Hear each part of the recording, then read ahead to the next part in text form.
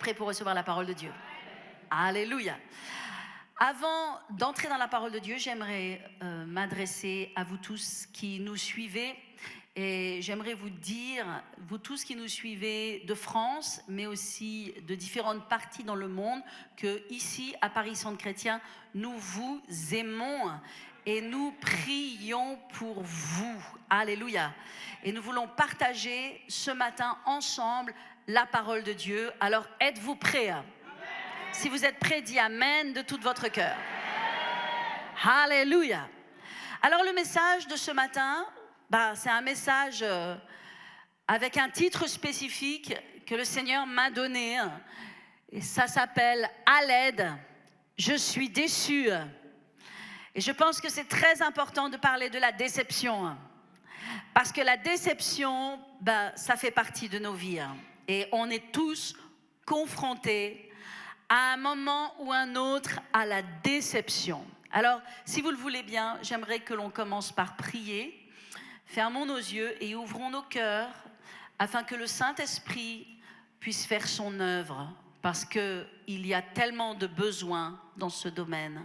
Père éternel, c'est toi qui parles ce matin, et je te laisse, Saint-Esprit, graver sur les cœurs de mes frères et mes sœurs le message qu'ils ont besoin de recevoir et d'entendre. Et je prie ce matin qu'il y ait vraiment une onction de libération et de délivrance de tous les pièges de l'ennemi au nom de Jésus. Merci Seigneur. Amen. Amen et Amen. Alléluia. Alors on va parler un petit peu de la déception. À l'aide, je suis déçu. Avez-vous déjà été déçu? Combien d'entre vous, vous avez déjà été déçus? Alléluia. Peut-être même, alors que je parle, vous êtes déçus de certaines personnes ou de certaines circonstances. Et je ne parle pas juste d'une petite déception, je parle d'une déception qui est forte. Une déception qui peut vous déstabiliser, qui peut vous emporter. Une déstabilisation ou une déception qui blesse. Beaucoup de gens d'ailleurs, parfois ont arrêté de servir Dieu par déception. Parce que quelque part, ils ont été déçus. Ils ont été déçus qu'on les a fait bouger d'un ministère à l'autre, ou ils ont été déçus de ce que peut-être quelqu'un d'autre a eu le poste. Ils ont été déçus de certaines incompréhensions. Il y a tellement d'opportunités d'être déçus. Amen. Et c'est important de réaliser quelles sont ces opportunités d'être déçus. On peut être déçu dans l'église. On peut être déçu des frères et des sœurs parfois. On peut être déçu dans le ministère que l'on fait pour Dieu, de se sentir peut-être pas reçu ou pas reconnu. On peut être déçu aussi dans son mariage. Pas s'attendre à ce que notre mariage soit comme cela et puis avoir expérimenté des déceptions. On peut être déçu aussi par des opportunités manquées. On peut être déçu par des personnes, par un ami. On est toujours déçu d'ailleurs par des choses qui sont proches de notre cœur. On n'est jamais vraiment déçu par quelqu'un, un voisin qu'on ne connaît pas ou un passant dans la rue qui ne nous respecte pas. Mais on est toujours déçu profondément, on peut être atteint par des choses en fait qui touchent notre cœur. Un ami, ça touche notre cœur. Nos frères et nos sœurs dans l'église, ça touche notre cœur. Notre mari, notre femme, ça touche notre cœur. On peut être déçu. On peut être déçu parfois même de Dieu. Il y a des gens même qui sont déçus de Dieu et qui disent « Mais à quoi bon, Seigneur ?» Et c'est tellement dangereux. Des gens qui passent par des situations difficiles. Et il peut y avoir des situations difficiles dans la vie. Et de dire « Mais Seigneur, mais comment est-ce que tu permets que je passe par cette situation? Comment est-ce que tu permets que moi, j'expérimente cette maladie? Comment est-ce que tu permets que je vive ce naufrage, cette défaite ?» Et parfois, on peut être déçu même de Dieu. Et quand je préparais ce message, je pensais notamment à mon mari. Il est pour moi, au-delà de dire mon mari, il est pour moi un modèle, un exemple. J'en parlais hier avec ma mère et je me disais, quand je prêche ces messages, et c'est vrai que c'est une série de messages à nouveau, je ne fais pas exprès, je vous assure. Mais ça se fait comme ça par le Saint-Esprit. C'est le 3e message finalement, probablement le dernier, qui parle des sentiments violents en fait du cœur, qui peuvent nous emporter, qui peuvent nous arracher, qui peuvent nous éloigner de la destinée de Dieu. On a parlé de quoi? De Help, mon cœur est brisé. On a prêché la semaine dernière SOS, je souffre. Je ne veux plus souffrir. Et ce matin, qu'est-ce qu'on prêche? À l'aide, je suis déçu. Ce sont à chaque fois des sentiments différents, des émotions différentes, mais à chaque fois des choses qui sont violentes et qui ont le potentiel de nous arracher et de nous éloigner à notre destinée. Et en préparant ce message, comme je vous le disais, je parlais à ma mère hier et je lui disais, maman, est-ce que tu peux réaliser, est-ce que nous pouvons comprendre ce que mon mari, le pasteur Selvaraj Ragia, a vécu lui-même dans sa chair pour l'œuvre de Dieu lorsqu'il est passé dans ces moments extrêmement difficiles où il a tout perdu. Parce que, mes amis, on ne se rend pas compte de la violence de ce qu'il a vécu. Quand on perd sa famille, quand on perd son église, quand on perd sa réputation, quand on perd son argent, quand on perd même son argent, oui, je l'ai dit, oui, et que finalement on nous laisse que les problèmes, les mensonges et les dettes, ben en fait c'est extrêmement compliqué. Et je ne pense pas que chacun d'entre nous, par la grâce de Dieu, nous soyons passés par une épreuve aussi difficile que cela. Mais la Bible nous dit comme cela, et l'apôtre Paul dit, nous n'avons pas résisté jusqu'au sang. Mais nous avons des frères et des sœurs dans le monde entier qui résistent jusqu'au sang. Et j'avais une pétition en fait qui m'était envoyée et qu'il faut que je transmette sur les réseaux sociaux à propos de nombreux chrétiens fidèles en fait qui se trouvent au Pakistan et qui sont sous l'effet de la peine de mort pour raison de blasphème. Et ils sont accusés de blasphème pour des choses qu'ils n'ont absolument pas blasphémées. Et ils sont donc voilà, devant une peine de mort. Et il y a eu une exécution qui s'est passée déjà en juillet.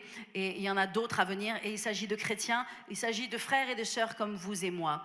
Donc je peux vous assurer que dans la vie, on peut être secoué par des choses et par des choses qui sont violentes.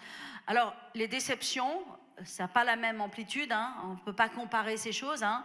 On ne peut que saluer l'église de Jésus-Christ, qui est la vraie église de Jésus-Christ, qui est l'épouse de Jésus-Christ. Amen. Cette épouse qui paye le prix, cette épouse qui reste connectée à Jésus et qui aime Jésus. Amen. Et vous allez voir que la clé, elle se trouve en Jésus. La clé de toutes nos souffrances, de tous les temps difficiles par lesquels nous passons, c'est vraiment Christ. Amen.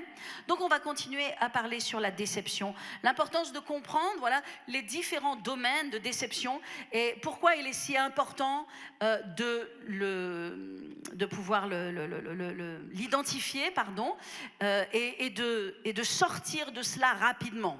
Dis à ton voisin rapidement. Dis à ton autre voisin rapidement. Le mot c'est rapidement. Vous savez pourquoi il faut sortir rapidement? Parce que tout ce qui n'est pas rapide prend racine. Tout le monde peut mettre un genou à terre, tout le monde peut se sentir blessé, brisé, abandonné et délaissé. Et tout le monde peut avoir de l'amertume aussi qui vient dans son cœur, mais ça ne doit pas prendre racine. Il ne faut pas que cela prenne racine, parce que si ça prend racine, ça volera ta joie, mais ça volera aussi l'Esprit de Dieu en toi et ça volera ta destinée, ta direction. C'est clair que tous les gens qui ont laissé prospérer de l'amertume dans leur cœur ont changé de voie. Vrai ou faux? Ils ont tous changé de voie. Ils ont tous cherché une autre voie. Et donc, c'est tellement important de protéger notre cœur et nos émotions. Voyez-vous, nous ne sommes pas appelés à vivre selon le diktat de nos émotions. Nos émotions peuvent être très violentes. Amen. Mais aussi violentes soient-elles, elles ne doivent pas nous diriger. Ce ne sont pas nos émotions qui doivent conduire notre vie. Ce ne sont pas nos émotions qui doivent nous dire « j'abandonne ».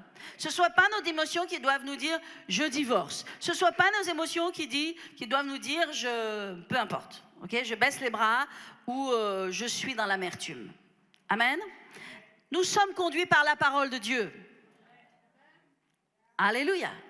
Nous sommes conduits par la vérité de la parole de Dieu.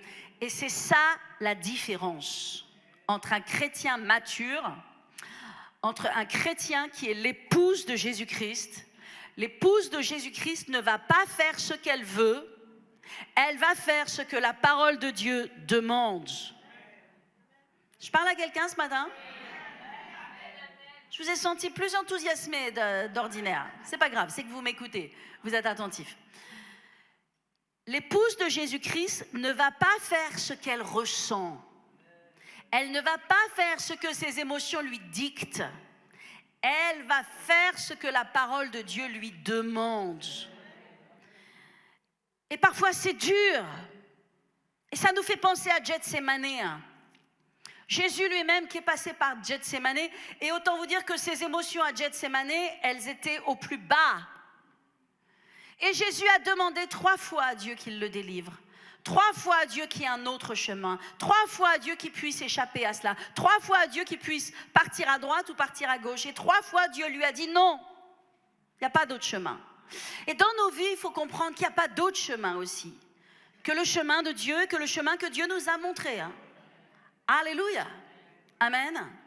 Et qu'est-ce qui s'est passé à Gethsémane? Jésus, il a soumis sa volonté. Et il a dit, non pas ma volonté, mais que ta volonté soit faite dans ma vie. Et qu'est-ce qu'il est sorti de cela? De la puissance. Il est sorti de cela une génération d'hommes et de femmes. L'obéissance vaut mieux que les sacrifices, que les dons, que les cadeaux, que les choses qu'on a envie de donner. Comprenez cela. L'obéissance, c'est dur. Mais c'est ça l'église de Jésus-Christ. L'église de Jésus-Christ, l'épouse de Jésus-Christ, elle passe par des souffrances. Elle souffre, mais elle est l'épouse de Christ. Tandis que l'église qui n'est pas l'épouse de Christ et qui aime Jésus, c'est une église qui fait ce qu'elle a envie de faire. Elle choisit elle-même, elle décide elle-même. Elle dit très facilement, Dieu m'a dit ceci ou cela, même si ce n'est pas scripturaire, même si ce n'est pas dans la parole de Dieu, elle parle à la place de Dieu et elle fait ses petits arrangements. Est-ce que vous comprenez cela? Et donc, vous savez, il y a tellement de gens qui disent, oui, mais Dieu m'a dit, oui, mais je ressens que Dieu maintenant, oui, mais il n'y a rien de Dieu, c'est toutes tes émotions qui te conduisent, parce que la parole de Dieu, elle dit le contraire. Est-ce que je parle à quelqu'un ce matin? Donc l'église, en globalité de Jésus-Christ, eh bien, elle fait ce qu'elle a envie de faire, mais elle aime Jésus. Mais l'église mature, l'église qui paye le prix, qui s'appelle l'épouse, qui est celle qui sera enlevée, eh bien, c'est une église qui ne fait pas ce qu'elle veut faire. Elle fait ce qu'elle doit faire. Complètement différent. Alléluia. Alors pourquoi est-ce que, mes amis, c'est important de traiter la déception? De savoir qu'on peut être déçu, on peut tous être déçus. Et de traiter cette déception. Je lisais un article cette semaine sur les radicaux libres. Vous dites, mais pasteur, on passe du coq à l'âne. Oui, on passe du coq à l'âne, mais néanmoins, ça nous parle d'une réalité spirituelle. Est-ce que vous savez ce que sont les radicaux libres? On en entend beaucoup parler, notamment, bien sûr, pour notre santé. Par rapport à nos cellules, comment on doit se nourrir, comment on doit prendre soin de notre santé, quels sont les genres de vitamines, de nutriments, etc. Et il nous dit, ok, les oméga 3, les oméga 6, et pourquoi est-ce qu'il faut prendre les oméga 3 et comment on résiste finalement aux radicaux libres. Savez-vous qu'il y a 200 millions de radicaux libres qui attaquent notre corps tous les jours? Quand j'ai lu cet article, je dis wow, on n'a aucune idée de ce qui se passe dans notre corps. Hein? Il y a 200 millions de radicaux libres qui attaquent nos cellules tous les jours. Ça veut dire qu'il y a une guerre à l'intérieur de nous, dans nos corps. Et il y a ce que l'on appelle des radicaux libres, en fait, qui attaquent notre corps. qui attaquent en fait nos cellules et qui causent des dommages. Et ces dommages viennent pour créer des maladies et pour accélérer le vieillissement de notre corps. Donc techniquement, ces radicaux libres, ils n'ont pas d'autre intention que de nous tuer. D'accord ? Et qu'est-ce que l'on fait contre ces radicaux libres ? Eh bien, techniquement, on a besoin de faire quelque chose. Et c'est au travers de notre alimentation et de notre style de vie que nous allons combattre les radicaux libres. Et c'est pourquoi les gens prennent certaines vitamines et mangent certaines nourritures, parce qu'en fonction de ce qu'ils se nourrissent et de ce qu'ils mettent à l'intérieur d'eux, eh bien, ils mettent un bouclier, ils mettent une protection contre ces radicaux libres. Et donc, les radicaux libres ne vont pas pouvoir amener des maladies et engendrer un processus d'accélération du vieillissement. D'accord ? Bon, comme on n'est pas là pour faire de la biologie cellulaire, on va raconter tout ça de ce qui se passe dans notre vie spirituelle. Dans notre vie spirituelle, on est bombardé. On a aussi un bombardement qui vient vraiment de toute espèce de circonstances dans notre vie. Et beaucoup de ces circonstances sont démoniaques. Et bien sûr, l'ennemi utilise des gens, des circonstances, des situations, des problèmes, des troubles et des déceptions. Et ça fait comme des choses qui viennent bombarder, mais pas nos cellules biologiques, bien que sûrement que si, mais qui viennent bombarder notre esprit, qui viennent bombarder notre zèle, bombarder notre courage, bombarder notre appel, bombarder notre destinée pour nous déstabiliser, pour nous faire sortir du processus de Dieu, pour nous faire avorter des plans de Dieu.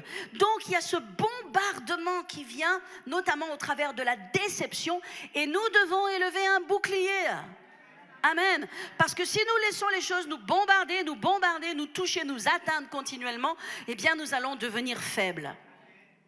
Et c'est comme ça que nous voyons des chrétiens qui ont été en feu et en zèle pour Dieu, mais au travers des épreuves de leur vie, des circonstances qu'ils ont vécues et sur lesquelles ils n'ont pas pris le temps et ils n'ont pas pris le soin de justement se soigner et se protéger, eh bien, ils vivent un affaiblissement. Et après, ces chrétiens, nous les voyons parfois qui disent « Ah oui, mais les églises sont toutes comme ça, ah oui, mais les chrétiens sont comme ça. » Et en fait, l'ennemi a réussi ce qu'il veut faire, parce qu'il y a un ennemi, et lui, il se frotte les mains de cela. Il n'a pas d'autre objectif que de prendre les âmes et de les amener avec lui éternellement en enfer. Et le seul rempart à cela s'appelle l'Église de Jésus-Christ. Et l'Église de Jésus-Christ, c'est une grande chaîne avec plein de maillons, et les maillons doivent être soudés les uns aux autres, parce qu'ensemble, nous sommes dans la même barque et dans le même bateau. Amen. Et nous sommes appelés à faire l'œuvre de Dieu ensemble. Alléluia.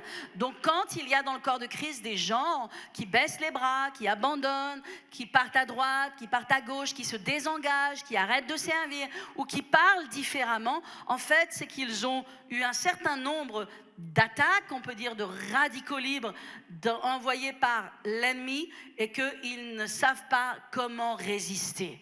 Mais nous devons résister, et vous devez comprendre que les hommes et les femmes de Dieu sont plus bombardés que les chrétiens. Et que pour faire l'œuvre de Dieu en France, en fait, il y a tellement de choses à surmonter. Mais Dieu est bon. Mais Dieu est fidèle. Et nous devons nous accrocher à Dieu. Est-ce que je parle à quelqu'un ce matin? Alléluia. Alors, je veux vous partager ce matin une meilleure façon de vivre. Je veux vous partager ce matin une façon plus élevée de vivre. Et nous allons voir ensemble que dans la parole de Dieu, il y a eu des hommes et il y a eu des femmes qui ont vécu des déceptions. Amen. Donc, ce n'est pas que vous. Il y en a plein d'autres dans la parole de Dieu qui ont vécu des déceptions. Et je lisais, notamment je relisais tout 1 Samuel, 2 Samuel, combien c'est passionnant. Je vous encourage à lire votre Bible, peuple de Dieu, parce qu'un chrétien qui ne lit pas sa Bible ne peut pas être fort spirituellement.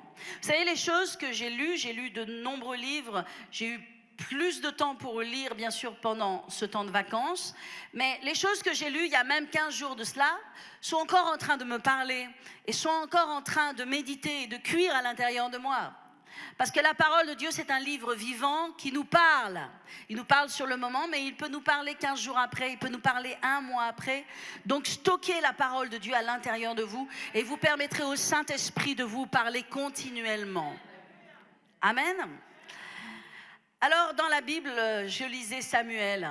Et vous savez, la semaine dernière, on parlait de Anne, n'est-ce pas? Et je vous disais que Anne, c'était la maman donc de Samuel, et qu'elle a dû passer par beaucoup de souffrances. Beaucoup de souffrances. Pourquoi? Pour donner naissance au plan de Dieu. Je ne vais pas revenir sur le message, mais elle a donné naissance à Samuel. Et Samuel a été le grand prophète, vraiment le prophète du temps de la saison, notamment de David. Et Samuel, vous voyez, il a vécu des déceptions. Et la première déception, ça a été que le peuple de Dieu a demandé un roi.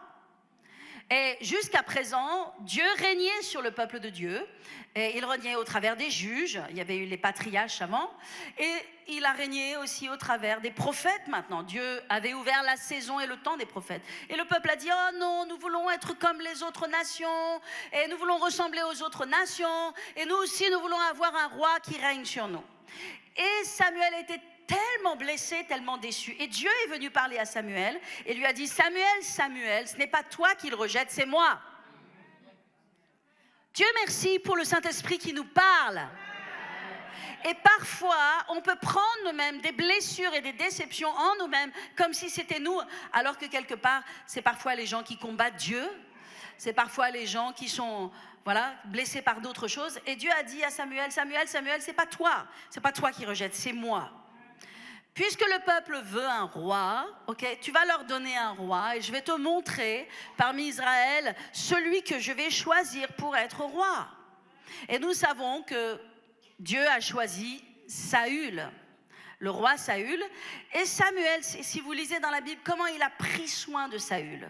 Saül, rappelez-vous de cette histoire, les brebis étaient parties, les chèvres ou les brebis, je ne sais plus, étaient parties et il a couru, il a cherché les brebis, mais Dieu avait prévu cela pour qu'il ait cette rencontre avec Samuel. Samuel l'a pris à part, il a mis la fiole d'huile sur lui, il l'a oint pour être roi, après il l'a présenté au peuple, après il l'a mis à la première place devant le peuple, après il a demandé à ce que la nourriture soit servie, mais que la meilleure portion soit réservée pour Saül. Et vraiment, Samuel, il a pris soin de Saül. Et puis, il lui a dit, voilà ce qui va se passer. Maintenant, tu vas voir 3 signes. Premièrement, quand tu vas sortir, tu vas voir 2 personnes, ils ont une cruche, blablabla. Et puis, tu vas rencontrer ça. Puis après, tu vas rencontrer les prophètes. Et quand tu auras rencontré les prophètes, tu verras, l'esprit prophétique viendra sur toi, etc. Et tu seras changé en un seul homme, en un autre homme. Et donc, Samuel a vraiment pris soin. Il a pris soin de Saül.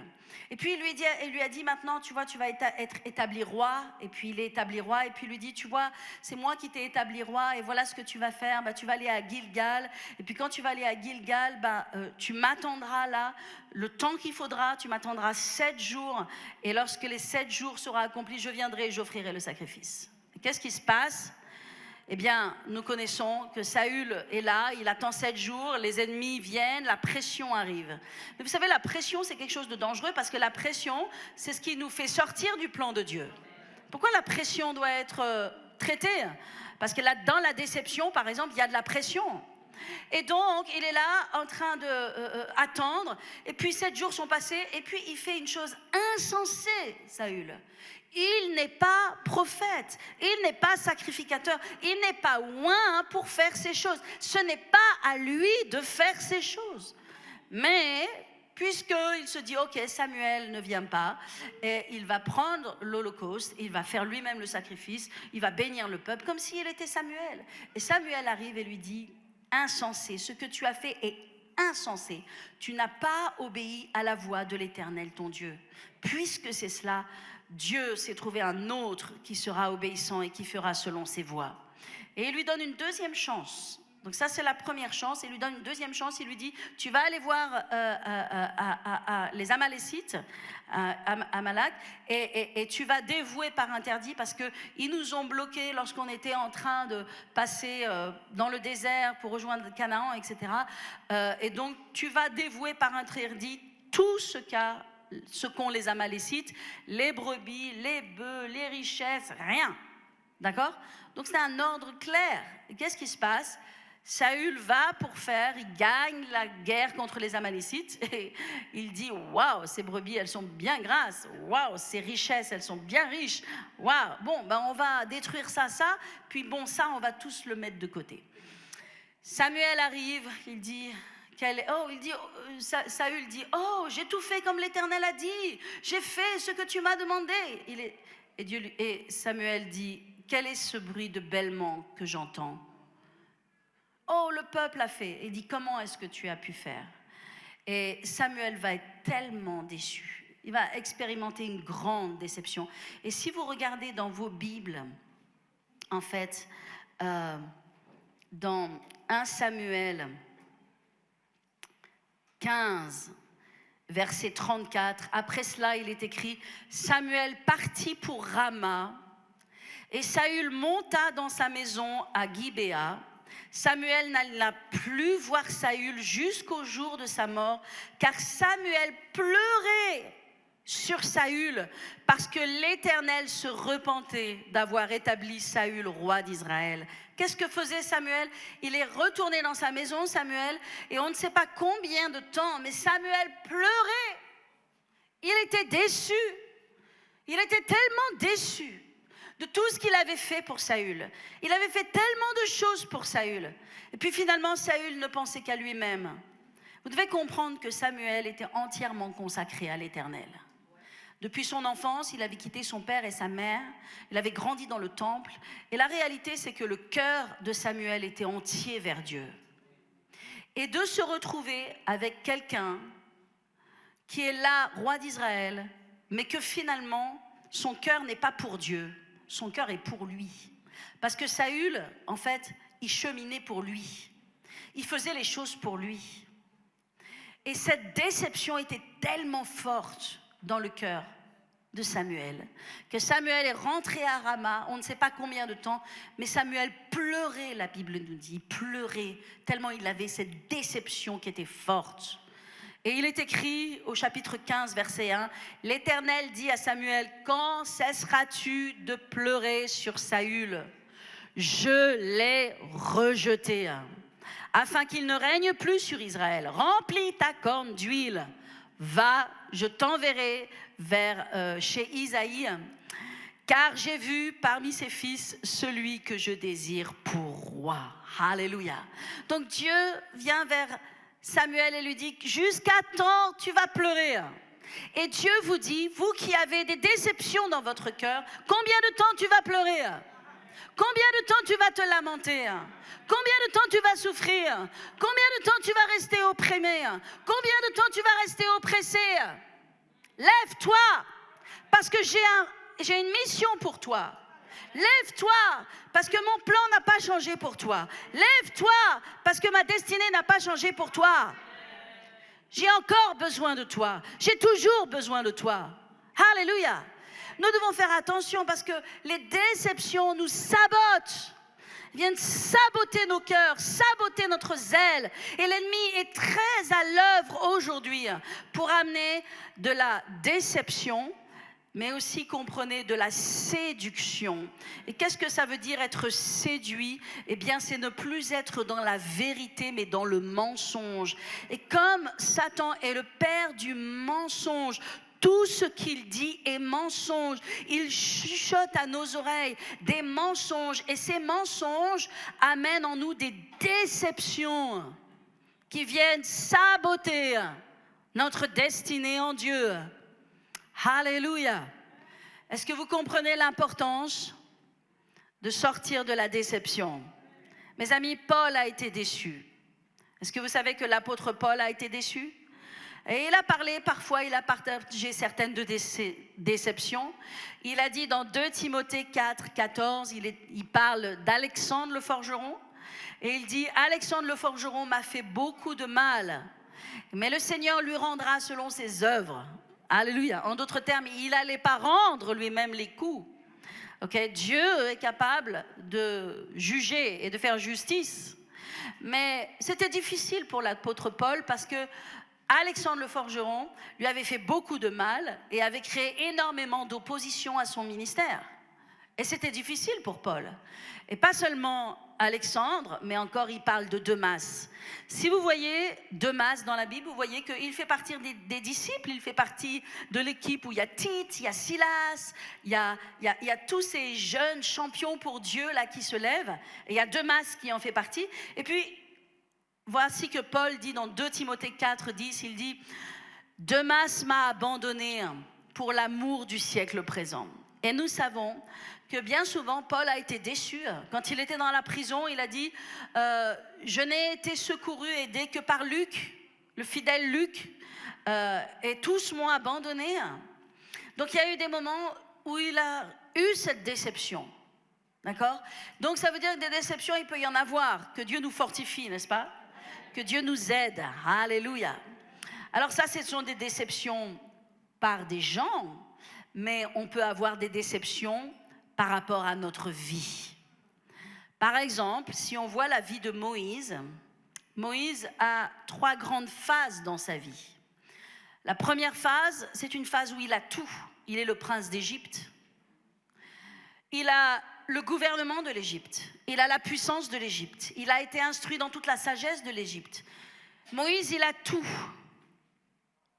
Et puis, il a quelque chose à l'intérieur de lui qui lui dit qu'il est un Hébreu, qu'il n'est pas un Égyptien, et qu'il ne peut pas supporter que le peuple soit fouetté, blessé en esclavage. Et il va aller sur un Égyptien, puis il va le tuer. Et puis il va partir maintenant dans le désert. Il va fuir pour sauver sa vie. Et là maintenant, après 40 ans de vie où, comment il s'appelle ? Moïse, il a tout. Voici que maintenant, Moïse va passer 40 ans de vie dans le désert, avec des brebis, avec des moutons dans le désert, et le seul dialogue qu'il a pendant 40 ans, c'est « bé ». Il y a des brebis qui lui font « bé » dans les oreilles. Il n'y a plus la puissance, il n'y a plus la gloire, il est seul, et il est dans le désert. Et Moïse passe de tout à rien. Et sûrement Moïse, là, il a vécu une grande déception. Ça ne devait pas être facile pour lui de passer par ce rien. Mais j'aimerais vous dire que quand Dieu nous appelle, dans l'appel de Dieu, il y a ces phases où on peut tout avoir facilement, et puis après on passe par des déserts. C'est dans les déserts que nous sommes formés. C'est dans les déserts que nous sommes façonnés. Parce qu'avant, quand on avait tout, en fait, on pensait qu'on pouvait faire les choses pour Dieu, mais on faisait avec nos propres forces, notre propre sagesse, et notamment la sagesse de l'Égypte. Mais maintenant, Moïse n'avait plus rien, et son caractère était façonné. 40 ans, il a fallu à Dieu pour façonner son caractère. Et dans ces 40 ans, pour Moïse, il y avait de la déception, c'était difficile. Mais les 40 dernières années ont été des années de puissance, ont été des années de gloire, ont été des années dans lesquelles il a été pleinement dans le plan de Dieu et dans l'accomplissement vraiment du plan pour sa vie. Ce ont été des années puissantes, palpitantes, extraordinaires, où il a écrit le Pentateuque, où il a fait vraiment l'œuvre de Dieu avec une puissance extraordinaire. Mais vous devez comprendre qu'avant d'arriver à cette phase, Moïse a vécu de la déception. La déception, tu dois la vaincre. Est-ce que je parle à quelqu'un ? La déception, tu dois la vaincre. Parce que si tu ne surmontes pas la déception va te surmonter. Si tu ne gagnes pas sur la déception, c'est la déception qui va te gagner. C'est un match, c'est un combat. Moïse a dû surmonter sa déception de n'être plus rien. Prince d'Égypte, à berger dans le désert, c'est quand même quelque chose. Est-ce qu'on peut imaginer ? Mais nous voyons la même chose se profiler dans la vie de Joseph. Joseph avait tout. Il avait le vêtement de faveur de son père. Il avait la faveur de son père. Il avait tout, Joseph. Il était le fils préféré, il était l'aîné préféré de son père. Il avait la tunique de la faveur. Il avait le rêve et le songe qui va bien, qui te raconte que tu vas avoir la vie de puissance. Wow! Joseph, il était bien, il était super bien. Sauf que Joseph, il est passé de tout à rien. De tout, le fils préféré, il est devenu l'esclave d'Égypte. Il est devenu l'esclave de Potiphar. Il est devenu le prisonnier dans la prison. Et ça a duré pas 40 ans, mais pendant 13 ans, Joseph n'était rien. Il n'était plus rien. Est-ce que vous pensez que Joseph n'a pas dû surmonter de la déception? Je peux vous assurer que ça a dû être dur pour Joseph. Il y a des déceptions dans la vie, ouais, mais il y avait un plan. Oui, mais il y a un plan. C'est pour ça que tu ne dois pas laisser la déception t'emporter. Amen. Tu dois vaincre sur la déception et tu dois savoir que Dieu a un plan.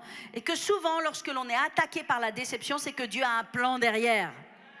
Je ne vous entends pas ce matin. Souvent, l'ennemi jette ses flèches les plus empoisonnées de déception lorsque tu es sur le point de ta destinée, lorsque tu es le point d'entrer justement dans le plan de Dieu, d'entrer justement dans la formation de Dieu. La formation de Dieu n'est pas simple. Quiconque est passé par la formation de Dieu saura que la formation de Dieu, c'est une mort à soi-même. Je vous le dis, si vous faites encore ce que vous voulez, si vous suivez vos émotions, mes amis, c'est que vous n'êtes pas mort à vous-même. Et la mort à soi-même, c'est douloureux parce que c'est pas drôle de mourir, c'est douloureux. Mais lorsque quelqu'un est mort, il est mort. Et un mort n'a plus d'émotion. Un mort, c'est quelqu'un de puissant dans le royaume de Dieu parce qu'un mort ne souffre plus. Un mort maintenant est vivant pour Christ. Un mort est vivant pour Dieu. Paul est passé par cette mort. Tous ceux qui ont fait des grandes choses pour Dieu sont passés par la mort. Et chacun d'entre nous, nous devons comprendre que si nous voulons être l'épouse de Jésus-Christ, nous devons passer par la mort, qui s'appelle la mort à nous-mêmes. Et nous devons mourir joyeusement. Pas tristement, mais joyeusement. Parce qu'il n'y a pas de mort sans résurrection. Dans le royaume de Dieu, après il y a mort, il y a toujours la résurrection. Alléluia. Car je connais les plans que j'ai formés sur vous, projets de paix et non de malheur, afin de vous donner un avenir et une espérance, dit le Seigneur. Car je connais les projets que j'ai formés sur vous, projets de paix et non de malheur, afin de vous donner un avenir et de l'espérance. J'ai jamais vu quelqu'un qui allait mourir, qui avait envie de mourir. Techniquement, on n'a pas envie de mourir, mais dans la mort, il y a le plan de Dieu. Amen.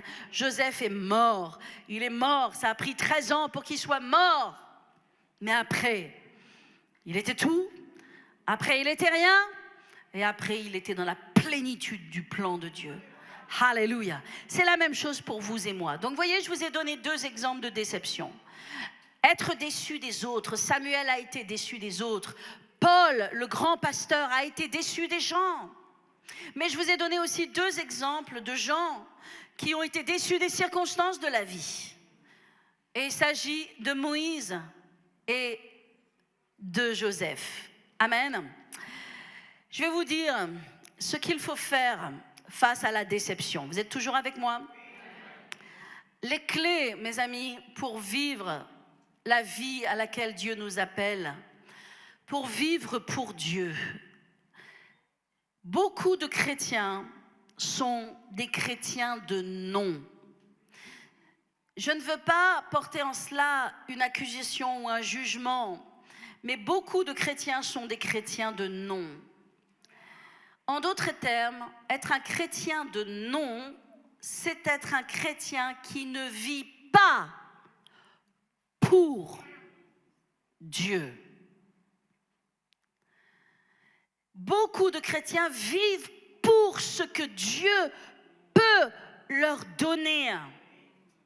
Beaucoup de chrétiens vivent pour ce que Dieu peut amener dans leur vie. Mariage, réussite, argent, célébrité. Que Dieu les aide. Ils ne sont pas morts encore. Ils sont encore des chrétiens superficiels, des chrétiens de non. Ils aiment Dieu, mais il faut qu'ils progressent rapidement. Amen. Un chrétien, et pourquoi je vous dis cela notamment? Je regardais sur Instagram et je suis tombée sur un profil. Je passe pas ma vie sur Instagram. Mais bref, je suis tombée sur un profil d'une jeune femme que je ne connais pas. Et j'ai été intéressée par son profil parce que dans son profil, dans sa bio, elle mettait un passage biblique. Elle mettait une référence biblique. D'accord ? Et je dis, waouh, c'est bien ça de mettre cela. Et donc, je suis allée voir le profil de cette personne. Et en fait, cette personne, son Instagram, ne sert qu'à montrer ses tenues et combien elle est mince, et combien elle est belle, et combien elle fait des photos de charme. Et moi, quand je vois ça, sans vouloir juger, mais je dois juger aussi, il y a tellement de chrétiens qui sont comme cela. Ils sont chrétiens de nom, ils vont à l'église, ils ont une culture chrétienne. Mais ils ne vivent pas pour Dieu. Et la clé à la déception, à la souffrance, c'est de vivre pour Dieu. Et j'aimerais que vous compreniez la profondeur de ces choses. Parce que des choses peuvent nous être arrachées. On peut perdre des amis, on peut perdre de l'argent, on peut perdre des choses. Mais est-ce que nous vivons pour Dieu? Parce que si nous vivons pour Dieu, ces choses que nous allons perdre ne vont pas nous amener dans un état de déception et un état de dépression et un état dans lequel on laisse tout partir dans tous les sens. Est-ce que vous comprenez cela? Quand on vit pour Dieu, c'est autre chose. Alléluia. La clé vraiment de la vie chrétienne, c'est de vivre pour Dieu.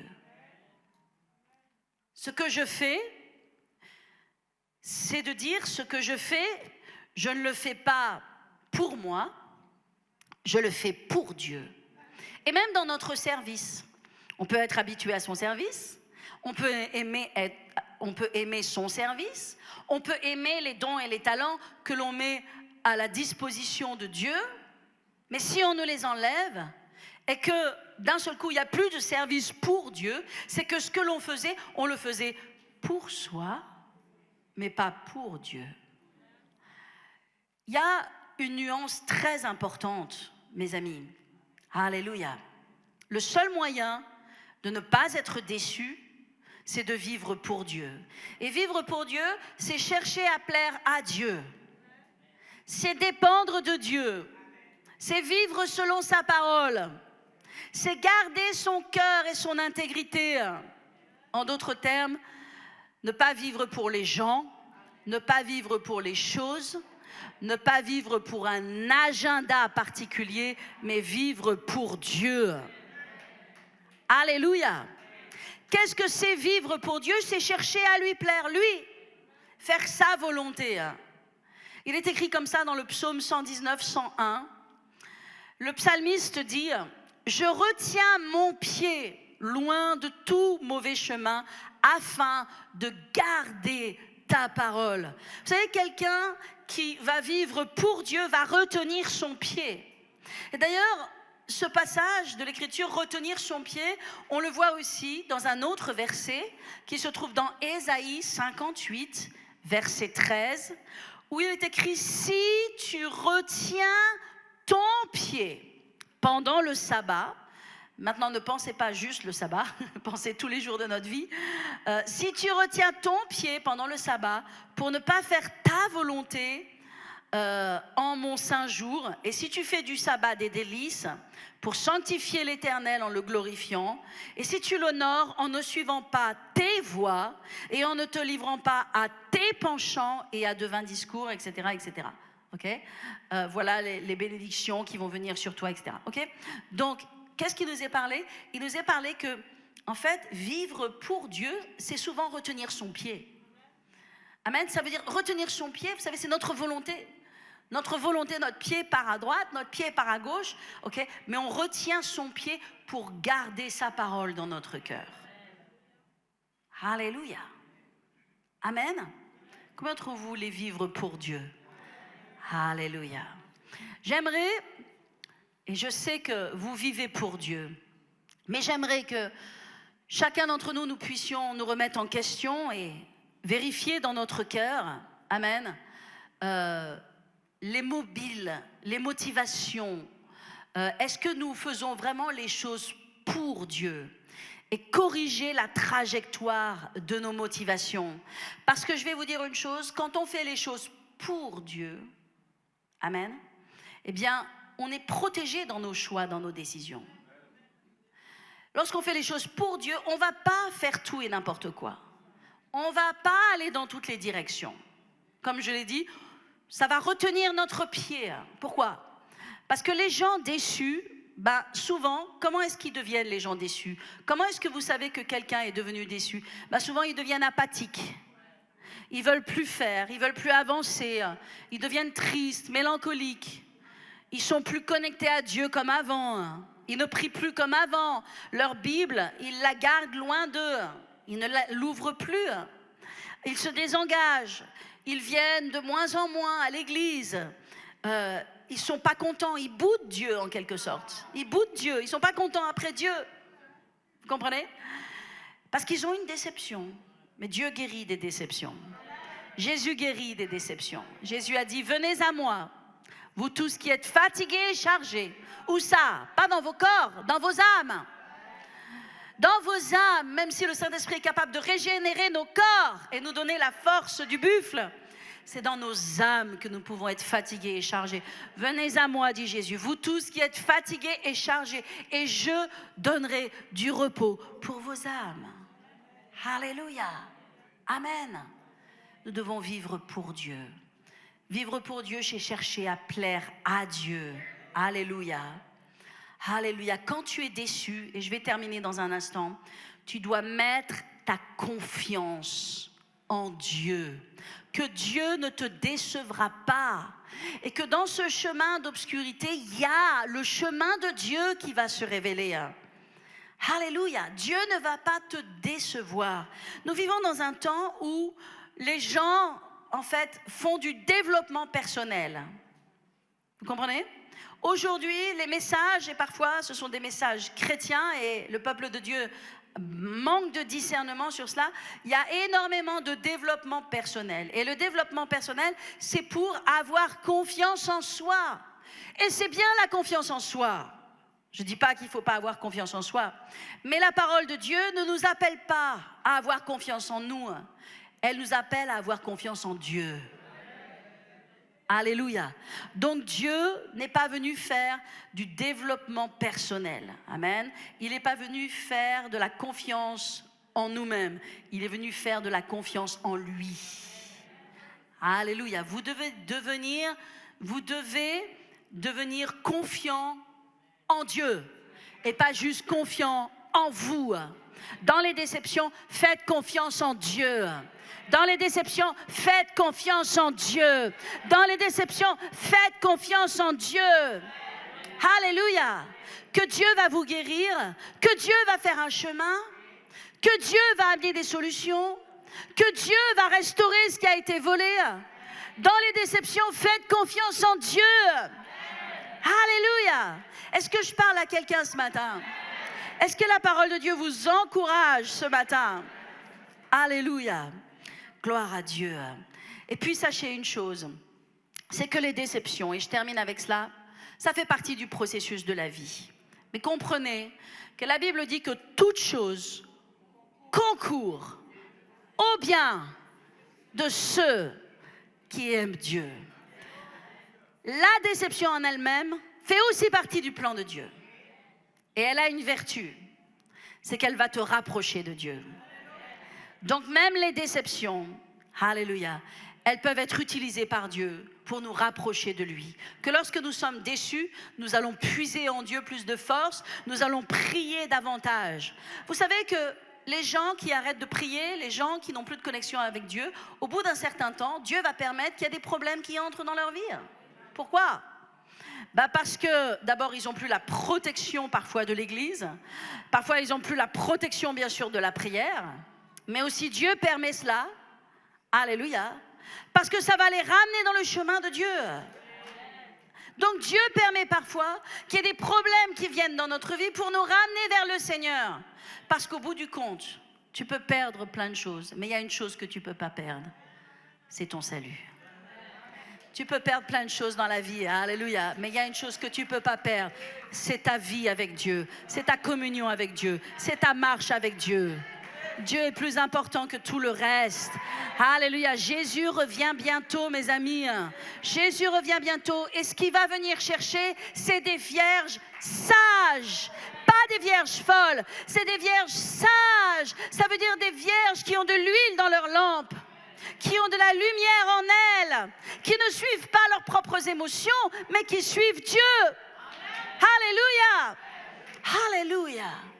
Gloire à Jésus. Je vais demander à la louange de revenir. Alléluia. On va prier. Est-ce que vous avez reçu, est-ce que vous recevez cette parole dans votre cœur ce matin? Je prie que ce soit un bouclier pour vous. Je prie que ce soit un médicament pour vous. Que ce soit un plâtre du Saint-Esprit. Alléluia. Et mes amis, si aujourd'hui vous dites j'ai besoin de prière parce que mon cœur est affligé, mon cœur est blessé et je dois surmonter des choses, des déceptions, eh bien je veux prier pour vous maintenant. Alléluia. J'aimerais que vous veniez sur le devant maintenant. On va prier. Je crois que la présence de Dieu est là, l'onction de Dieu est là pour guérir. Alléluia. Pour restaurer, pour rafraîchir son peuple. Venez sur le devant. Et pendant que nous venons, je veux m'adresser à toutes les personnes en ligne. Vous avez écouté ce message et peut-être ce message, il vous parle. Ce message, il est important pour vous et vous en avez besoin aujourd'hui. Alors, j'aimerais prier pour vous et j'aimerais que là où vous êtes, vous puissiez expérimenter la guérison de Dieu pour votre cœur. Alléluia.